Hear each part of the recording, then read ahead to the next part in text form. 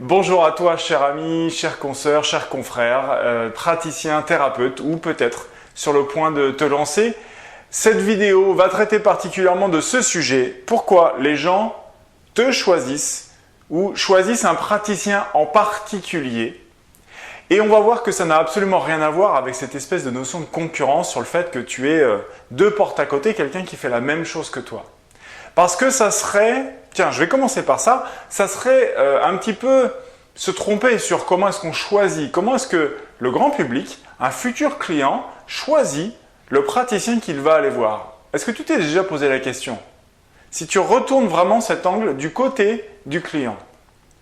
Est-ce que le client se balade dans la rue, dit tiens, je me ferais bien faire un massage aujourd'hui, tiens, hein. Ah bah tiens, il y en a un là, allez, je vais rentrer dans celui-là. Est-ce que vraiment les gens viennent te voir parce que tu as mis une grosse enseigne comme si tu étais une boulangerie-pâtisserie? Pas tout à fait.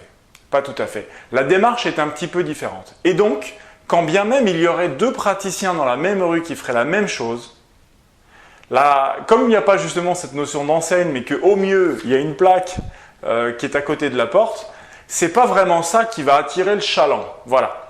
On est plutôt sur une démarche de dire je vais aller voir ce praticien-là parce qu'on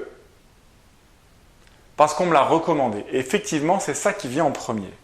Donc, c'est pas, à la limite, ta formation ou ton titre ou comment tu te présentes en disant, voilà, je suis somatologue, je suis praticien bien-être, je suis maître Reiki, je suis.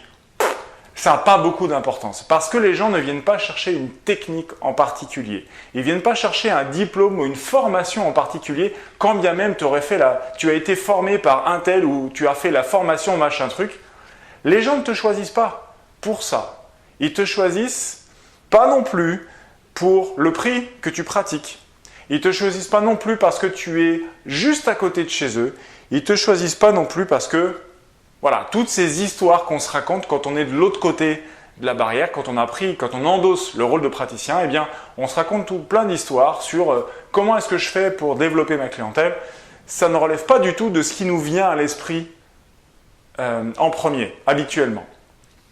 Fais ce travail de te mettre à la place de, quand tu as choisi les gens que tu es allé voir pour ton propre développement personnel. Comment est-ce que tu les as choisis? Est-ce que tu as pris les pages jaunes et tu as fait tac, celui-là, allez, banco, je m'engage pour 2 ans avec lui.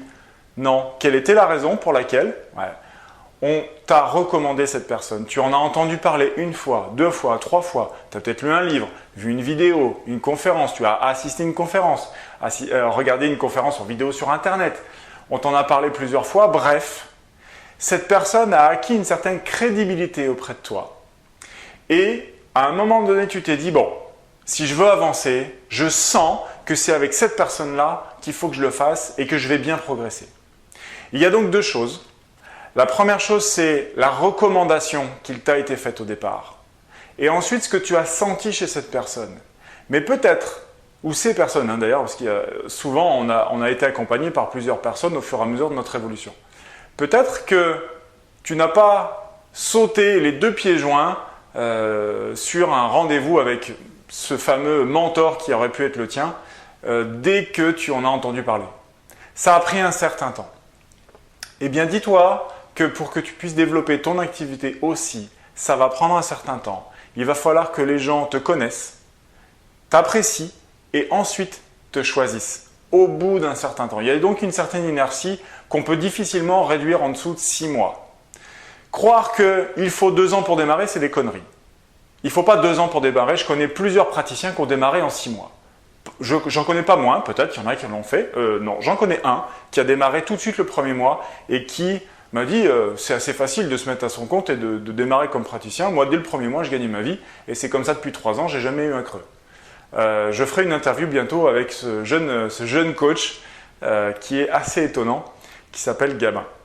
Je reviens sur le sujet de cette vidéo, donc. Il y a la recommandation qui leur seront faites en ta faveur, donc à tes futurs clients. Et ensuite, il y a comment ils vont le sentir. Et comment ils vont le sentir, donc ça peut prendre un certain temps, mais c'est surtout à force d'être exposé à ton nom, ta notoriété, ta crédibilité, différents contenus. Aujourd'hui, maintenant, on peut difficilement se passer des réseaux sociaux et d'Internet pour communiquer. Les différents contenus de ta part qui vont lui être proposé à ce futur client, au bout d'un moment, il va se dire « ça ne peut pas être quelqu'un d'autre ». Et quand il va choisir de faire une démarche, c'est toi qu'il va choisir. Mais évidemment, il n'est pas du tout question de convaincre qui que ce soit, de dire « allez, c'est maintenant, je fais une promo, tu démarres un coaching ou une thérapie ou des soins avec moi pour les fêtes de Noël avec un bon cadeau ». Un bon cadeau, ça va peut-être aider. Voilà, c'est quelque chose qui va être offert si tu fais des pratiques de bien-être. Mais du curatif, du coaching, se soigner ses maladies, etc., c'est pas avec un bon cadeau qu'on va les attirer, ça probablement que tu le sais. Rappelle-toi de cette séquence en 3 étapes. Connu, aimé, choisi. La première étape, tu dois donc être connu, tu dois donc faire parler de toi. Sur Internet évidemment, mais aussi par le bouche à oreille physique, les gens autour de toi. Et là, je t'invite à te référer à la vidéo avec les 3 conseils pour les praticiens qui se trouve sur le site élevez-votre-vie.fr, dans laquelle le premier conseil, c'est justement la façon dont tu vas te présenter qui va faire que les gens vont avoir envie de s'intéresser à ce que tu fais, vont avoir envie de découvrir ce que tu fais, vont avoir envie peut-être de faire une première séance.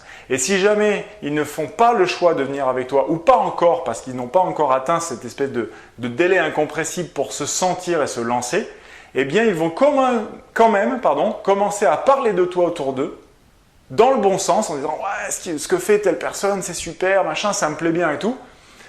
Donc, transmettre, être vraiment prescripteur de ton travail, même s'ils ne sont pas encore passés entre tes mains. Donc, je t'invite à regarder cette vidéo, 3 conseils pour les praticiens qui se trouvent sur le site élevez-votre-vie.fr.